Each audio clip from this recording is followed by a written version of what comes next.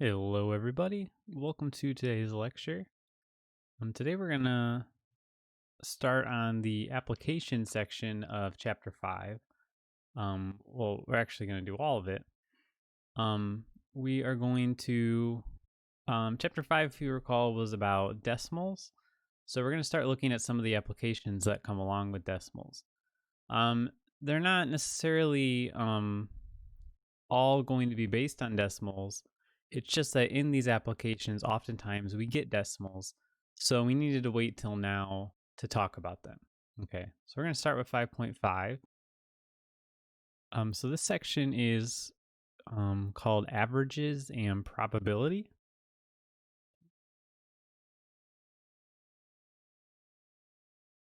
Averages and probability.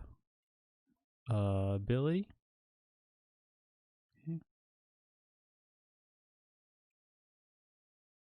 So let's start with averages. Okay, so the word average, this is a common word in that we use in everyday language, right?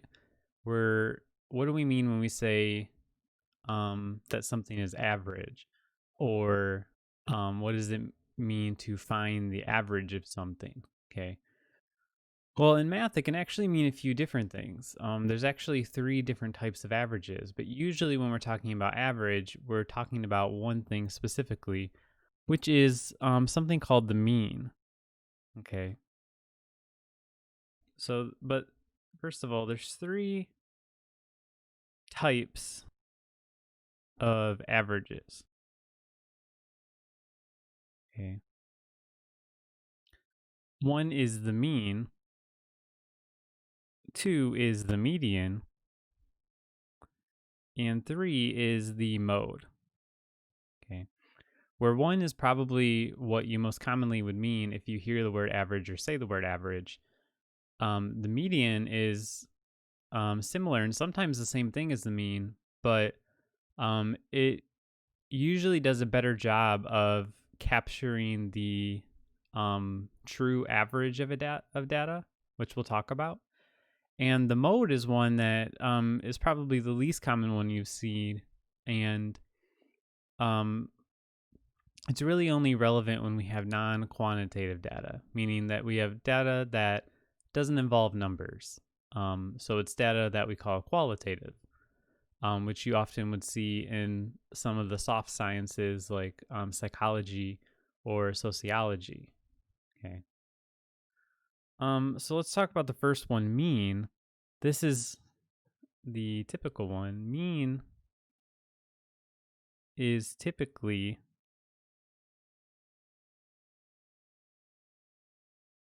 what is meant by the word average.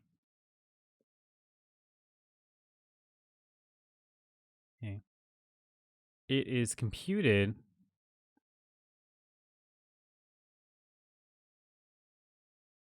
by dividing the sum of values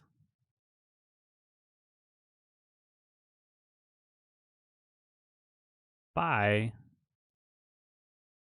the number of values. Okay. So if we have a bunch of values, say 2, 5, 8, 12, 15, for example. So let's say this is an example. Then we want to divide the sum of these values by the number of values. Okay, so what does this mean? Well, the sum of the values means that we take them all and we add them up. So we take these 5 values and we add them together. So we do 2 plus 5 plus 8 plus 12 plus 15, and we get 42. Okay, so let me write that out.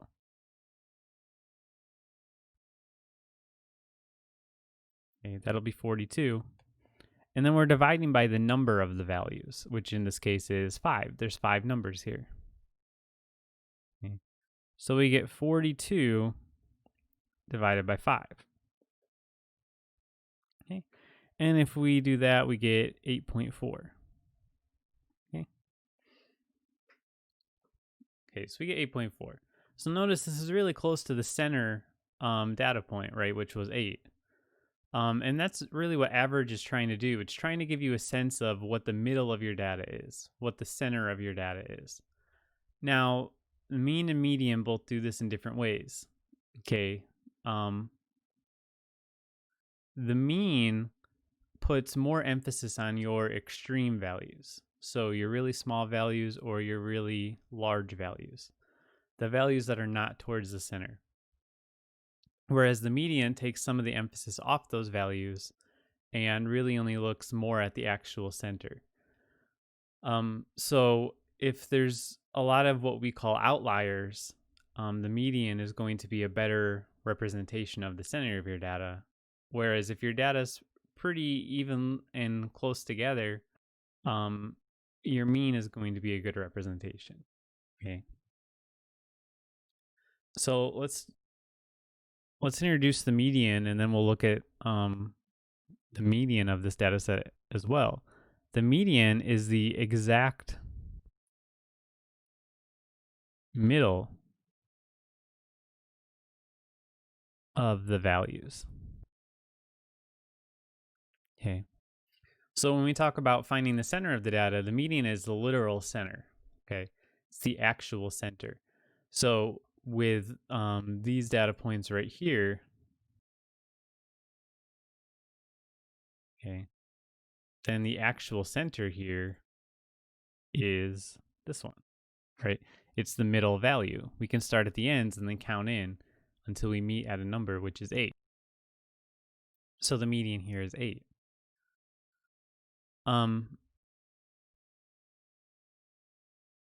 So with some different types of values, median is typically talked about more because it's a better representation of the center of the data. For example, income, okay, or some other financial things like wealth, for example. Usually when we talk about income, we don't really talk about the mean income. We talk about people's median incomes. And that's because there's a lot of data on either extreme, but mostly on the upper extreme. A billion is a really big number. So when you have people that are billionaires, they're really tipping the scales on the average. Okay. A billion is way bigger than a million. To put it in reference, I don't know if I've said this before in this class, but to count to a million, it would take about 11 days. To count to a billion, it would take about 33 years. Okay. So, a billion is way bigger than a million. So they're really tipping the scales towards higher numbers. So when you look at the mean income, it's a lot larger than the median income is. But that's not really fair, right? That's not really a good representation of what the average everyday person makes or how much money they have. Because there's only so many billionaires. It's just that their wealth is so enormous that it's really tipping the scales towards their end. So when we think about income, we often want to talk about the median because it puts less emphasis on those large numbers and looks more at it's a better representation of what the average everyday person that you might run into on the street or whatever, how much money they make. Okay. So let's look at some more data sets and look at the mean and the median for each of them. Okay, what about, let's say we had some test scores. Okay.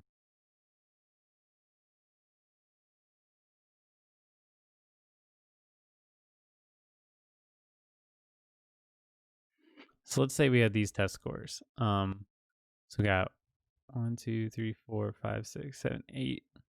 All right, so we have 8 test scores, 0, 42, 60, 65, 70, 81, 88, 93.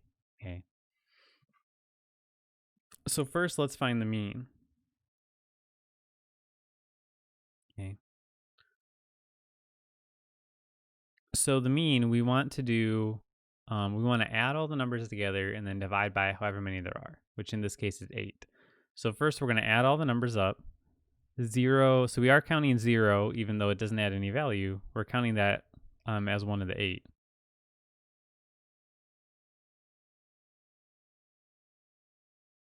Okay, so we're going to add these all up and we're going to get 499. And then there's 8 of them, so we divide by 8. And we get 62.375. Okay. So average test score is 62.375. Is this a good representation of how the average person did? Well, let's just look at the data for a minute. 3 test scores are below this, and 5 of them are above this. So it's a little bit lopsided. It's not that far off, though. It's only like one number away from being, even on both sides. Let's look at the median and see if that seems better. Okay. So we want to find the exact middle. So one way we could do this is we can start on either end and move towards the middle, right? So we have 0 and 93, 42 and 88, 60 and 81. But now we have a tie for the middle, right? We have 65 and 70. So this was bound to come up because if we have an even number of values, this is going to happen. So what do we do in this case? Well, what we do is we just take these two values and we take the mean of them. Okay. So we do 65 plus 70 divided by 2 because there's 2 of them. Okay, and then we'll get 67.5 here. Alternatively, you can just find the exact middle of these two. So the median it's about 5 points higher than the mean is. Okay. But it is a little better distributed, right? By definition, the median will always have the same number of values below it as it does above it. Okay. Now, the problem with the mean is that 0 is way lower than all the other values, right? Like 42, it's 42 points away from the next one. And the other points are pretty close together. We have 18 distance apart, 5, 5, 11, 7, 5. So that 42 is a huge gap compared to the rest of the gaps. So it's really dragging the mean down. So the median puts less emphasis on that 0, which is probably a good thing, because is it really fair to compare the person who got a 0 to everybody else? Because if they got a 0, they either didn't take the test or they didn't prepare at all, right? They either like left it blank or got literally every single question wrong, which is hard to do. So maybe you can make an argument that it's not really fair to, let that person drag the whole class average down, because class average could be important. Like, what if there's a curve or something like that, right? Which maybe then in that case you wouldn't care because that means your grade will go up more. But if it was on the other side, if somebody did way better than everybody else, you don't want them to affect that curve, right? All right. So what about this third one I was talking about, the mode? The mode is a little bit different from these two. The mode is the value that occurs most often.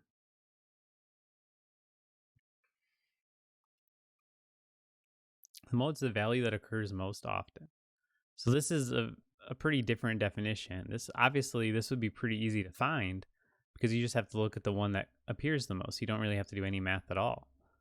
But is this really a good representation of average, of how the average person feels? Well, if you look at this data set right here, what's the mode? Well, there isn't one, right? Because there's no data point that's repeated at all. same with this one right here, right? There's none that are repeated. Let's think of a different example then where there is a mode. Okay, what if we have 0, 25, 50, 100, 100? Okay. Well, then in this case, the mode is 100 because it's the only number that's repeated more than once. So is this a good representation of average, meaning like the center of our data? No, of course not, right? It's probably the worst representation we can have, except for maybe 0. So oftentimes this idea fails for us. If we look at it from a probability sense, the mode is if we were to pick a number at random, it's the number that has the highest probability of being picked. Okay. So from that sense, it can be useful, but in terms of the representation of average, in a lot of cases we run into, it's not very useful. Where it is useful is what's called qualitative data. So data that's not numerical. Say, for example, you take a survey, or you give out a survey, and people have to, state whether they agree or disagree with a statement. Then there's no way you can look at the average of their responses, right? So instead, what you do is you take the mode of their responses. Do more people agree or do more people disagree? If you have, say, 10 agrees, 5 disagrees, then you could say on average people agreed. And in that case, you're referring to the mode because that's the one that's repeated the most often. So in data that's not numerical, it can be very useful. And like I said, in the soft sciences like psychology and sociology, you're often doing research like that where you're surveying people about different issues. Some other things like political science, of course, when you're talking about voting. Voting at its heart, you're taking the mode, right? Because you're looking at who did the most people vote for. So like in the presidential election in 2020, right? Biden got the most votes. So we would say on average, people preferred Biden because via the mode, he had the most votes, right? So we would say, so if it was between like Biden and the other presidential candidates, the mode would have been Biden. So it's used in data like that a lot of the time, not really in the numerical data so much. Okay. So for that reason, we're not going to talk about it too much. I just wanted to mention it right there. Okay.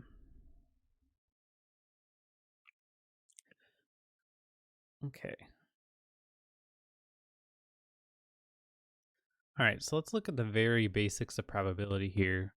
We're not really going to go deep with this. We're just going to look at basically what the word means and how we can calculate some basic probabilities. Okay, so the probability of an event, maybe I'll write it that way.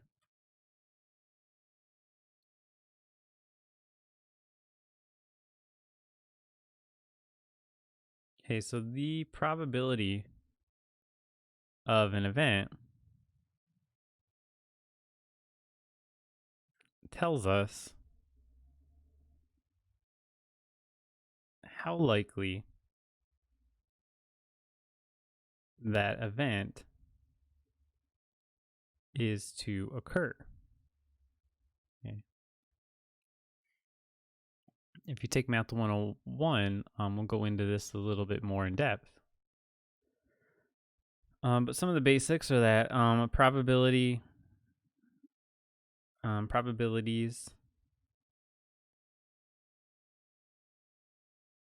are always between 0 and 1. Okay, they're between 0 and 1. That would be in decimal form. In percent form, this would be between 0% and 100%. So you're never going to have a probability more than 100% or less than 0%.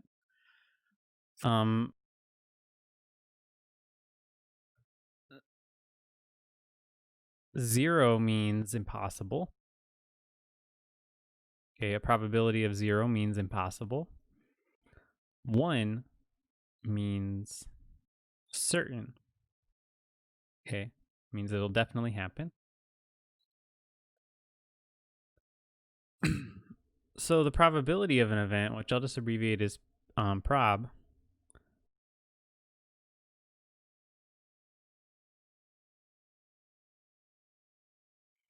is equal to the number of favorable outcomes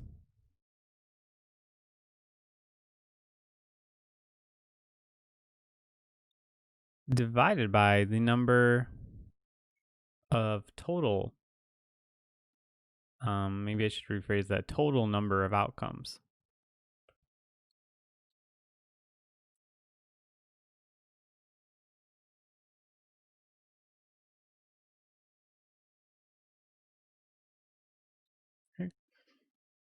So the number of favorable outcomes divided by the total number of outcomes. So favorable outcomes means whatever the event is you're talking about, how many different ways that could happen. So let's look at a very basic example, flipping a coin, right? So if you flip a coin,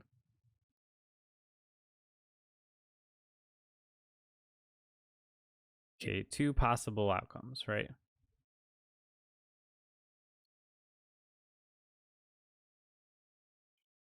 You could have heads or you could have tails.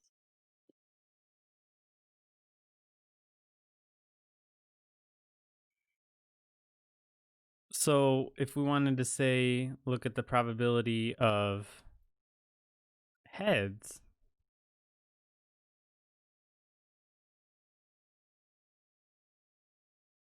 then what are the number of favorable outcomes? Well, there's one. There's just getting a heads, right? And then what are the total number of outcomes? Well, there's 2, like we just said. So the probability is 1/2. And if you want to talk about that in decimal form, it would be 0.5 or 50%. Okay.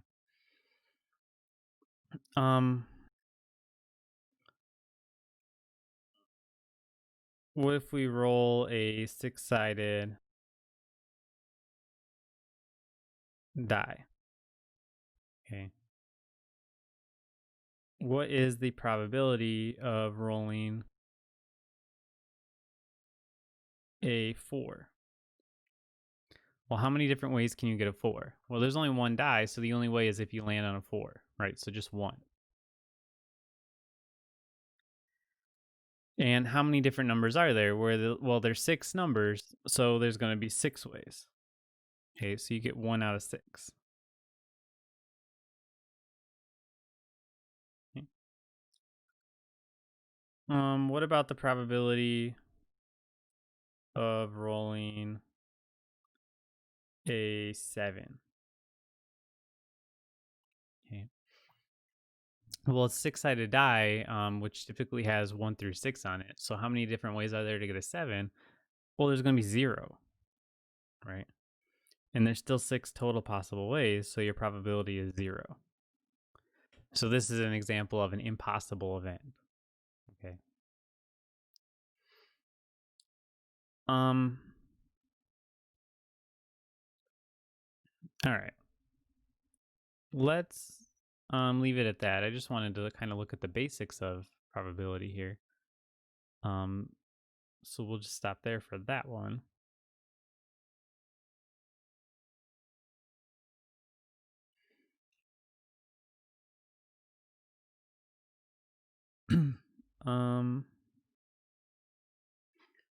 Okay, I think I'm going to split up the last chapter 5 sections actually into different videos.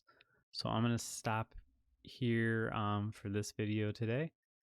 So thank you guys for watching this, and I will see you in the next one for 5.6.